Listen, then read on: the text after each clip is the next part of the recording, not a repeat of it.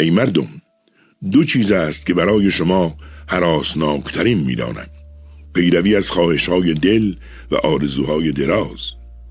پیروی از خواهش دل از حق باز می‌دارد و آرزوی دراز جهان واپسین را به فراموشی می‌سپارد.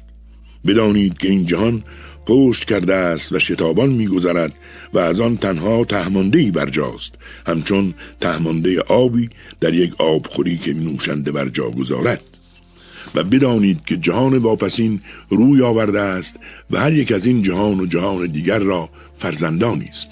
از فرزندان جهان دیگر باشید و از فرزندان این جهان نباشید، زیرا در روز رستخیز هر فرزندی به مادر می پیوندد. امروز روز عمل است بی حساب و فردا روز حساب است بی عمل. به راستی این جهان در چشم خردمندان چون حرکت سایه است. همان دم که آن را گسترده می‌بینی روی در جمع شدن دارد و همان گاه که در فزونی است رو به کاستی می‌نهد. چه بگویم از سرایی که آغاز آن سختی و پایان آن نیستی است، حلال آن حساب و حرام آن عذاب دارد.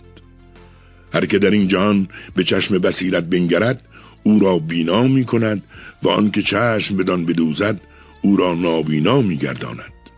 آبشخور این جهان تیره و سرچشمه‌اش گلالود، ظاهر آن خوشایند و باطن آن کشنده است.